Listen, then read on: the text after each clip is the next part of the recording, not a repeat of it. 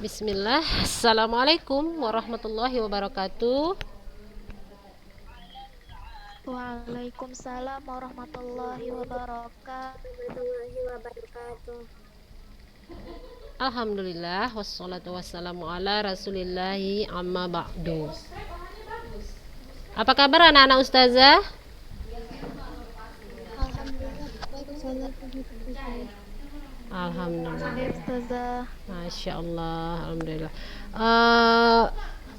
Siap untuk memulai pelajaran prakarya hari ini? Insyaallah siap Ustazah. Insya Allah ya. Nah, kakak-kakak, kenapa belum ada yang mengirim tugas sama ustazah? Limbah yang kemarin yang kita bawa, yang tidak ditanyakan disuruh kirim sama ustazah. Bagi yang sudah ditanya sudah selesai tugasnya. Yang kemarin menjawab.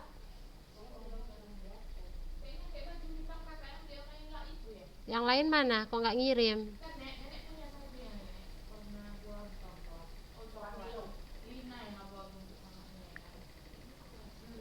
Hah, anak-anak ustazah?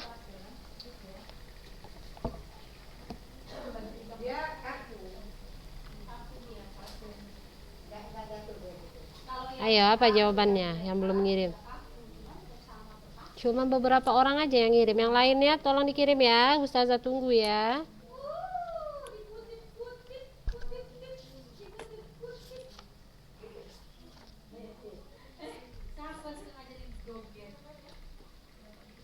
Baik, kita masuk ke materi kita hari ini.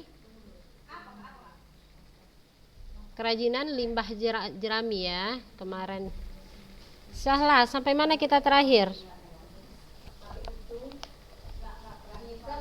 Nah Ustazah, Sampai mana kita terakhir, Kak? kemarin kita terakhir sampai kerajinan limbah kulit jagung. Limbah kulit jagung. Jagung. Mm-mm.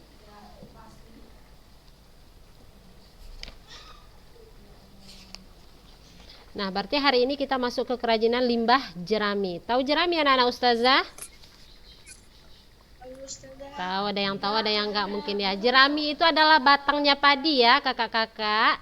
Nah, jadi jerami batang padi itu adalah limbah dari pertanian ya. Nah, biasanya banyak digunakan sebagai media tanam jamur ya, pakan ternak. Nah, ternyata anak-anak ustazah, jerami itu juga bisa kita olah menjadi sebuah produk kerajinan. Nah, ini ada contoh gambar ya. Ini batang jerami yang sudah kering ya, anak-anak ustazah. Nah, ini ranting jerami. Nah, di ranting jerami ini tumbuh padi-padi ya. Tumbuh padinya, inilah nanti yang dirontokkan, yang diolah, diproses sehingga menjadi beras. Nah, ini adalah selongsong jerami atau batang jerami ini yang masih muda ya, yang masih muda. Inilah yang biasa dipakan ternak itu ya. Nah, kalau ini adalah gabah-gabah kosong atau kulitnya padi. Ya, anak-anak ustazah. Nah, kerajinan apa yang bisa kita buat dari limbah jerami? Banyak anak-anak ustazah ya. Kita bisa membuat wadah tempat pensil, kita bisa membuat sapu ya, sapu, kita bisa membuat figura ya, dan lain sebagainya. Pernah lihat nggak sapu dari jerami?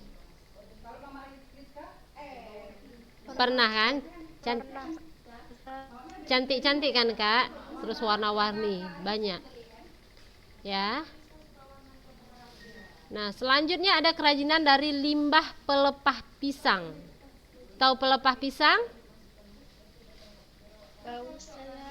Tahu ya.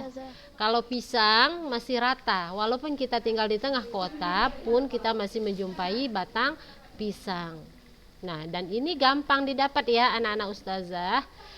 Dan kerajinan yang dihasilkan dari limbah pelepah pisang ini adalah kerajinan yang unik ya. Jadi pelepah pisang itu adalah batang pisang itu ya Kak ya. Batang pisang itu kan berlapis-lapis dia. Berlapis-lapis. Nah, itu dibuka, dikeringkan gitu prosesnya. Jadi bukan batang daun bukan dari daun pisangnya ya, tapi dari batang pisangnya. Nah, ini dia kalau sudah dikeringkan seperti ini. Nah, kerajinan apa yang bisa kita hasilkan dari pelepah pisang ini? Nah, banyak ya anak-anak ustazah. Kita bisa membuat keranjang, aneka keranjang ya dari pelepah pisang. Kita bisa membuat meja kursi dari pelepah pisang. Bisa juga membuat tas, bisa membuat sendal dan lain sebagainya. Jadi sangat banyak kerajinan yang bisa dihasilkan dari pelepah pisang.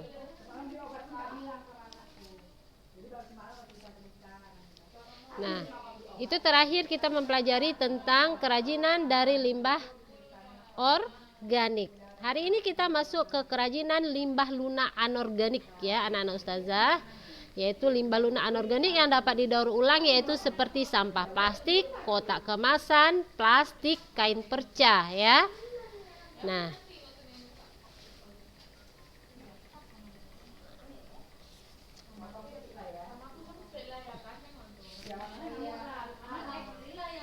yang pertama kita masuk ke kerajinan limbah plastik ya, kerajinan limbah plastik.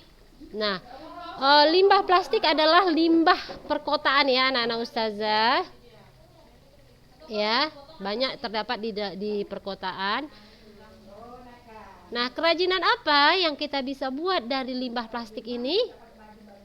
Nah, limbah plastik apa yang bisa kita manfaatkan untuk kerajinan? Banyak ya anak-anak ustazah. Bisa plastik kemasan deterjen ya kan, pewangi. Nah, ini bisa limbah sedotan bisa kita gunakan ya, dan banyak dan lain sebagainya. Nah, kerajinan apa yang bisa kita hasilkan? Kita bisa membuat tas ya anak-anak ustazah. Kita bisa membuat taplak dari sedotan. Kita bisa membuat payung dari plastik bekas deterjen dan lain sebagainya. Kita bisa membuat jas hujan ya anak-anak ustazah. Jadi dijahit, ada yang dengan teknik jahit, ada dengan teknik anyam, ada yang di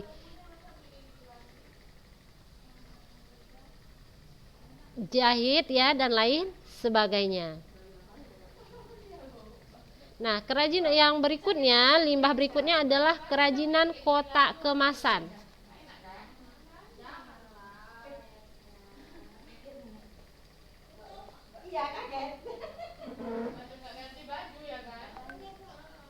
Ya, kerajinan kotak kemasan.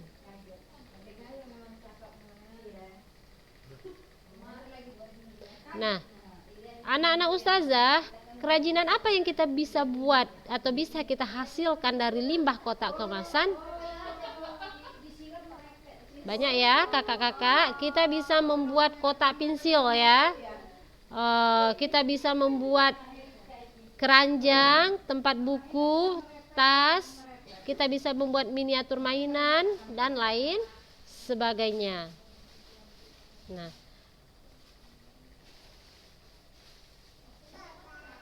selanjutnya ada kerajinan dari limbah kain perca. Nah, ini dia anak-anak ustazah, tahu kain perca? Tahu kain perca? Ada yang tahu, ada yang nggak tahu. Nah, ingat ya, kain perca bukan berarti kain bekas ya kakak-kakak, anak ustazah. Kain perca adalah sisa dari penjahit atau konveksi, sisa potongan ya. Jadi bentuknya kain perca ini tidak beraturan. Nah, ada kita dapat lebar, ada yang kita dapat potongan kecil, dan juga motifnya, warnanya, semuanya juga tidak beraturan. Jadi jangan sampai anak-anak ustazah kalau bisa, anak-anak ustazah besok bawa kain perca, yang dibawa apa? Spray bekas, taplak meja bekas yang udah nggak pakai, atau ke baju kemeja bekas yang nggak pakai, itu bukan perca, itu namanya kain bekas. Ini limbah kain perca, berarti sisa potongan atau sisa dari penjahit atau konveksi. Ya, anak-anak ustazah. Nah, banyak kerajinan yang bisa dihasilkan dari kain perca. Ya, kita bisa membuat wadah alat jahit, kita bisa membuat perhiasan, kita membuat keset kaki, kita bisa membuat tempat pensil, sarung bantal. Malah sekarang ada yang baju dibuat orang dari kain perca ya anak-anak ustazah. Nah, jadi banyak yang bisa kita hasilkan. Yang tadinya mungkin kita taunya kain perca ini dah nggak usah pakai lagi, buang gitu. Ternyata ada satu teknik ya namanya di dalam kerajinan itu patchwork. Nah, patchwork itu dia memakai kain perca, anak-anak ustazah. Nah, ini contohnya ya, di gambar yang C ini adalah teknik patchwork. Jadi menyatukan kain perca tadi, ya, sehingga menghasilkan motif tertentu, menghasilkan cerita tertentu dari susunan kain-kain perca tadi.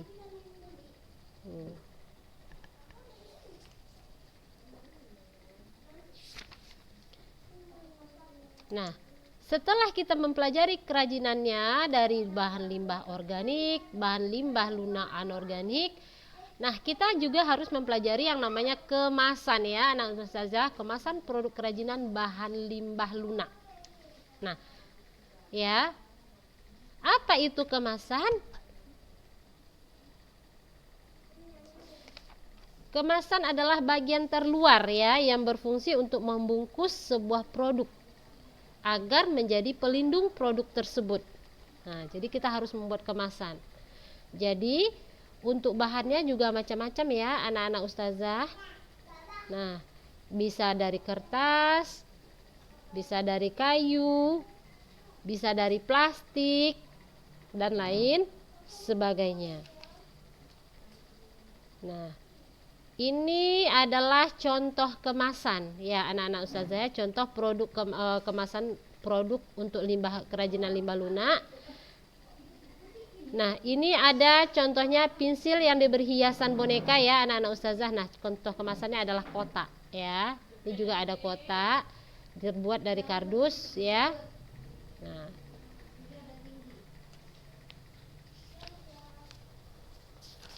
Nah, dengan mempelajari kemasan tadi berarti kita terakhir ya anak-anak ustazah di produk di bab kerajinan. Jadi anak-anak ustazah sudah mempelajari apa itu limbah lunak organik, apa itu limbah lunak anorganik, apa saja yang termasuk ke limbah lunak organik dan apa saja yang termasuk ke limbah lunak anorganik. Apa saja kerajinan yang bisa dihasilkan dari limbah lunak organik dan apa saja kerajinan yang bisa dihasilkan dari limbah lunak anorganik. Nah, setelah itu kita masuk ke bab berikutnya. Di bab berikutnya kita akan mempelajari tentang rekayasa ya anak-anak ustazah.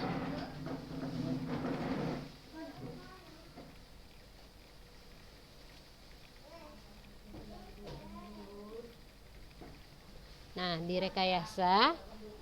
Nah, di bab ini rekayasanya kita akan mempelajari teknologi konstruksi miniatur jembatan.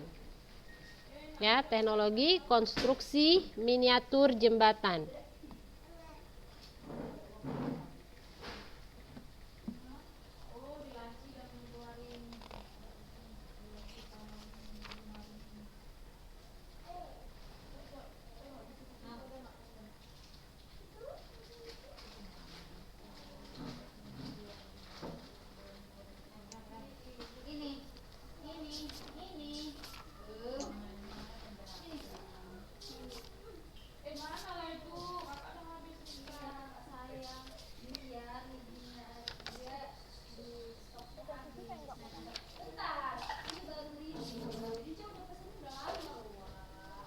Baik, kita lanjut ya anak-anak ustazah. Sebentar sebelum kita lanjut, kakak-kakak anak-anak ustazah, ada nggak yang ditanyakan tentang bab kerajinan sama ustazah? Sebelum kita masuk ke bab 2, selama kita mempelajari di bab kerajinan, ada pertanyaan nggak? Ada yang kurang paham?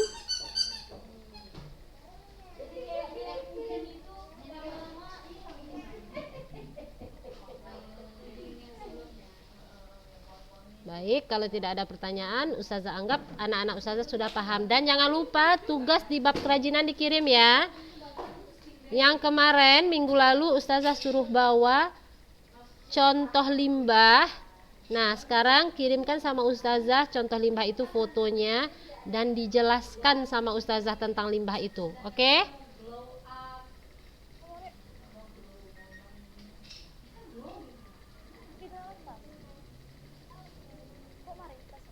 Oke, paham ya kakak-kakak ya? Tugasnya jangan sampai nggak mengirim ya. Baik, kita lanjut materi kita. Berarti kita hari ini masuk ke konstruksi, teknologi konstruksi miniatur jembatan. Nah, anak-anak ustazah, di semester 1 kita sudah mempelajari konstruksi miniatur rumah. Nah, di semester 2 kita akan mempelajari konstruksi miniatur jembatan. Nah, konstruksi jembatan ini adalah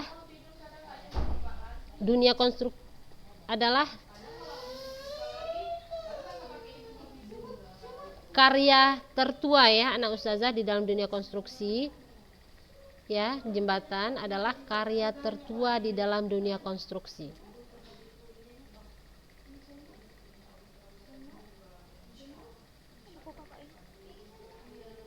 Nah, hari ini kita akan mempelajari sejarah perkembangan jembatan.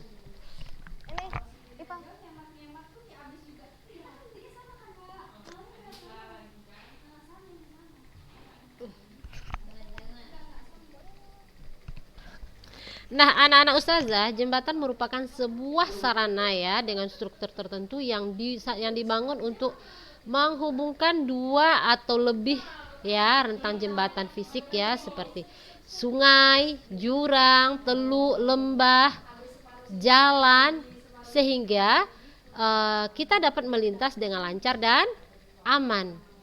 Nah, untuk jembatan pertama kali dibangun ya sangat sederhana ya anak-anak ustazah, alami tanpa campur tangan manusia. Jadi dulu jembatan itu cukup kayu besar atau batu besar yang melintang di atas sungai. Nah, itu sudah bisa menjadi jembatan. Jadi tidak ada campur tangan manusia di situ. Ya, jadi betul-betul alami pada awalnya ya anak-anak ustazah ya. Nah, sesuai dengan perkembangan ya sesuai perkembangan zaman, perkembangan teknologi, dengan jembatan yang alami ini mendatangkan ide ya kepada manusia untuk bisa membuat jembatan ya. Awalnya membuat teknik potong ya, dan teknik coba ya. Dahulunya orang itu membuat jembatan dengan teknik potong dan teknik coba. Nah, namun tidak hanya dua teknik tersebut ya anak-anak ustazah yang dipakai. Nah, selanjutnya kita akan mempelajari jembatan zaman purba. Ya, jembatan zaman purba. Coba kakak matikan dulu speakernya. Ya, matikan dulu speakernya, nanti kalau ustazah tanya baru hidupkan lagi ya. Jadi kita biar fokus cuma dengar suara ustazah, cuma bisa fokus memberikan materi ke anak-anak ustazah. Nah, anak-anak ustazah pada zaman purba ya, jembatan tidak seperti yang kita jumpai sekarang. Kalau sekarang kan jembatan macam-macam bentuknya ya, cantik-cantik, dari yang biasa sampai yang cantik. Nah, kalau zaman purba jembatannya hanya menggunakan kayu yang tumbang ya. Misalnya ada batang kayu yang roboh. Nah, itu melintangkan, menghubungkan dari pinggiran sungai yang satu ke pinggiran yang di seberangnya. Itu sudah menjadi jembatan bagi manusia zaman dahulu untuk melintasnya. Atau manusia zaman purba juga melintasi sungai dengan memasang pilar-pilar batu ya, atau kayu gelondongan, atau pohon-pohon tadi ya. Nah, mereka juga memanfaatkan akar, ranting dalam pembuatan jembatannya ya. Ya, dan seadanya gitu ya anak-anak ustazah ya.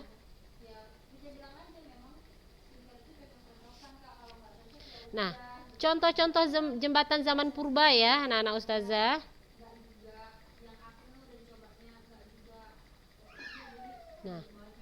Nah, jembatan zaman purba. Nah, ini contohnya ya. Jadi hanya menggunakan ranting-ranting. Nah, jembatan zaman purba Yang digunakan pada zaman purba biasa berbentuk jembatan balok sederhana ya, yang digunakan untuk bentangan yang pendek. Ya, ini seperti yang pernah dibangun di Sungai Eufrat dan Sungai Tigris dia di Babilonia. Nah, ini contoh jembatannya.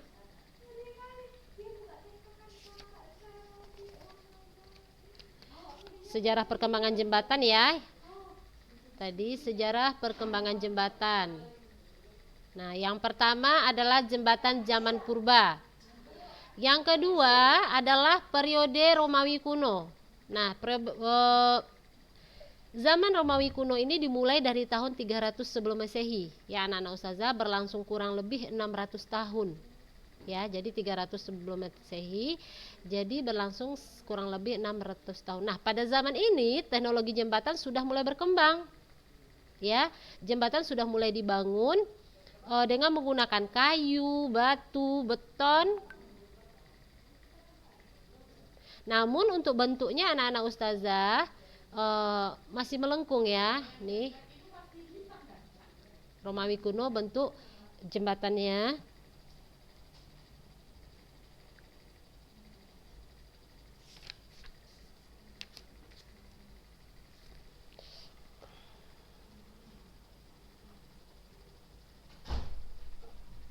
Nah, pada zaman Romawi kuno ini manusia sudah mulai mampu ya mengatasi permasalahan yang lebih rumit. Jadi mereka sudah mulai mampu memanfaatkan bahan-bahan membuat jembatan dengan teknologi yang lebih canggih daripada zaman purba. Kalau zaman purba kan cukup kayu yang digelondongkan atau batu, akar ya kan kakak-kakak. Nah, untuk zaman periode Romawi kuno ini mereka sudah mulai membangun walaupun dengan bentuk-bentuk yang sederhana. Nah, selanjutnya masuk ke periode zaman pertengahan, ya. Nah, zaman pertengahan ini dimulai dari abad ke-11 sampai dengan abad ke-16 ya.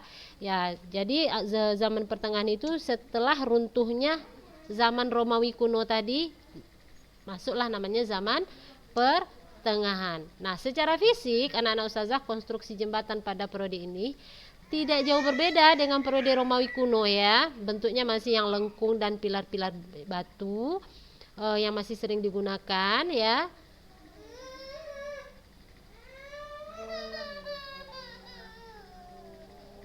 Kakak, matikan dulu speakernya.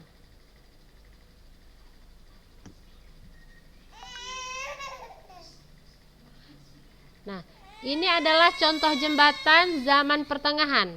Nah, anak-anak ustazah bandingkan ya dengan yang Romawi kuno tadi. Nih. Kalau yang ini adalah zaman purba. Perhatikan, yang digambar ini adalah jembatan zaman purba yang terdiri dari akar-akar, kayu, betul-betul alami ya anak-anak ustazah. Nah, pada zaman Romawi kuno mereka sudah mulai membangun jembatan dengan beton ya, beton, batu dan lain sebagainya, namun dengan bentuk yang masih sangat sederhana. Nah, pada zaman pertengahan, nah jembatannya sudah jauh lebih modern daripada zaman Romawi kuno ya. Nah, jembatan yang terkenal pada zaman ini adalah jembatan Rialto ya,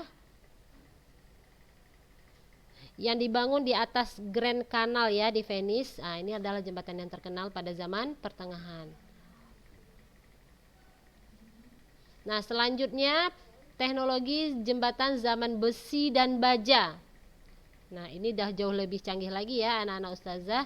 Bahannya tidak hanya dari beton, batu, semen, namun sudah menggunakan besi dan baja. Nah, periode ini dilatar belakangi dengan adanya revolusi industri ya, revolusi industri. Nah, pada periode ini jembatan besi dibangun dengan menggunakan prinsip-prinsip bentuk lengkung. Jadi masih lengkung ya Kak ya bentuk jembatannya. Nah, jembatan yang terkenal pada zaman ini adalah jembatan yang disebut juga jembatan besi pertama ya, yaitu jembatan Coalbrookdale ya, yang melintasi sungai Severn di Inggris. Ini ya, jembatan yang terkenal pada zaman besi baja.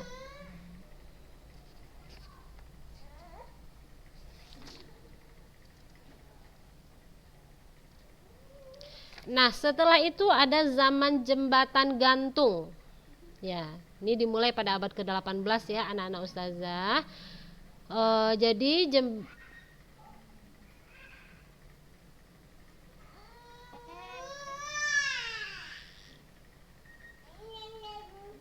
Nah, ini contohnya jembatan besi gantung tadi. Nah, jembatan yang terkenal pada zaman ini adalah jembatan gantung Menai Street di Inggris, ya. Yang terkenal ya, ini jembatan Menai Street di Inggris ya. Kenapa kayak gini terus saja? Keluar dari mana hilang dia? Internetnya nggak ini katanya. Ini tadi keluar terus. Iya. Oke, selanjutnya adalah zaman jembatan kabel Stayed ya. Kabel Stayed itu berkembang dengan baik selama 3 dekade ya. Nah, untuk jembatan di zaman jembatan kabel Stayed ini memiliki keunggulan yang lebih baik dibandingkan dengan jembatan gantung. Nah, ini contoh jembatannya ya, anak-anak ustazah.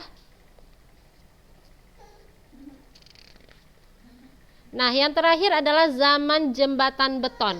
Nah, jembatan beton dimulai terkenal sejak tahun 1865 dengan bentang jembatan terpanjang yang pernah dicapai 78 meter ya. Nah, konstruksi jembatan ini menggunakan gelagar beton bertulang. Nah, yang terkenal di zaman ini adalah jembatan lengkung di Sydney ya. Jadi jembatan beton terpanjang ya yang pernah dibuat, jembatan lengkung Sydney tadi.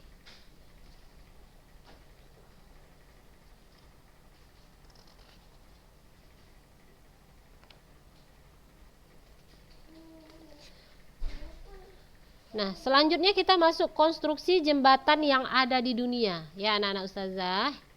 Yang terkenal ya di dunia ya, konstruksi jembatan di dunia. Yang pertama adalah Ponte Vecchio ya, merupakan jembatan tua yang dibuat di abad pertengahan di atas sungai Arno, Florence ya, anak-anak ustazah.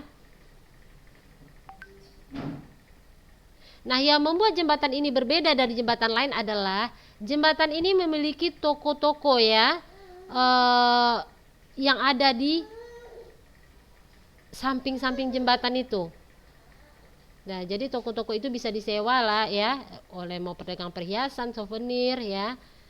Sehingga adanya toko-toko tadi itu menambah keindahan bagi si jembatan tersebut. Nah, ini contoh gambarnya.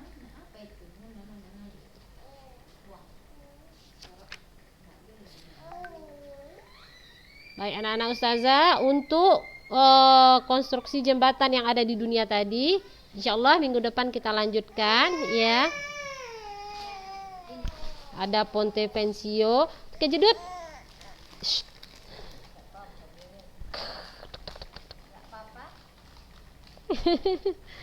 Terus ada nanti kita akan pelajari ada Golden Gate Golden Gate Break, ada Millau Break, ada Tower Break ya. Insyaallah minggu depan akan kita pelajari ya bentuk-bentuknya. Nah, itu tadi kita mempelajari sejarah perkembangan jembatan. Ada zaman purba, ada zaman Romawi kuno, zaman pertengahan, zaman besi dan baja, zaman jembatan gantung, zaman jembatan kabel Stayed, dan zaman jembatan beton. Nah, setiap zaman itu anak-anak ustazah bentuk jembatannya selalu berbeda-beda dengan bahan yang berbeda. Kadang ada bahan yang sama, namun bentuknya berbeda. Namun intinya masih dalam bentuk lengkung ya. Semua jembatannya di zaman-zaman itu masih berbentuk lengkung. Baik kakak-kakak, ada yang mau ditanyakan dengan materi kita di hari ini?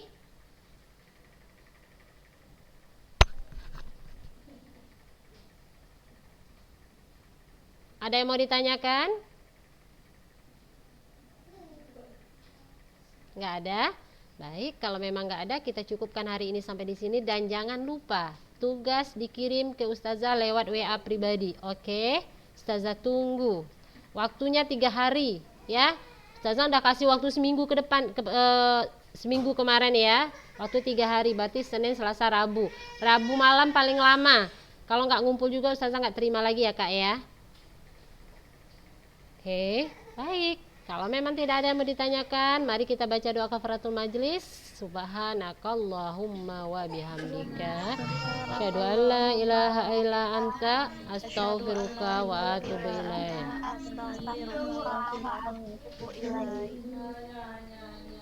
Baik, barakallahu fikum. Assalamualaikum warahmatullahi wabarakatuh. Waalaikumsalam warahmatullahi wabarakatuh. Ditinggalkannya pula aslinya. Allah Akbar. Udah datang? Kapan dia datang? Udah tadi. Mungkin dia belum balik, maksudnya biar diambilnya aja. Di mana datangnya dia? Di tempat tidur. Di tempat tidur? Iya. Ya udah mati lah. Orang udah capek nyari dia, Pak. Lagi mau ke Binjeza. Jelas.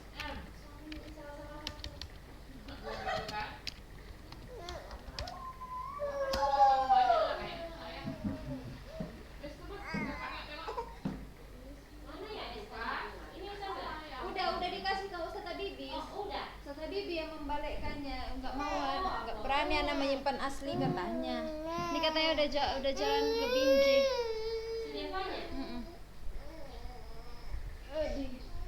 Pas mau balik ke sini aja ya. Kalau anak simpan di sekolah kan bisa lah ya. Oh, taruh aja lah nanti biar anak suruh aja dia ke sini kalau mau balik kan. Ya, anak taruh di lemari itu ya, Ustaz. Iya, Ada boleh. yang ada bunga ya. Pokoknya dibawanya di bunga ya. Iya, heeh. Makan pedas.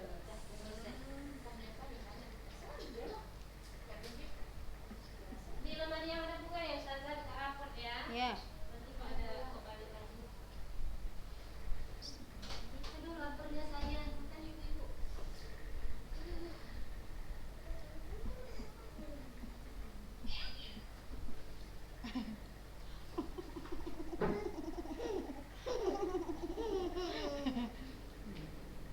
Oh, aman.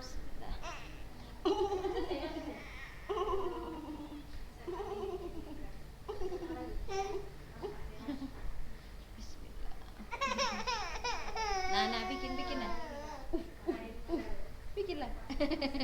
Ini dia. Sini. Bikin. Sini. Baju Amer ini nggak ada bentuknya yang agak sederhana. Baju gaya awalnya besar, bagus hawa nanti. Tapi nggak ada awalnya beli kan suka pakai gaya nenek.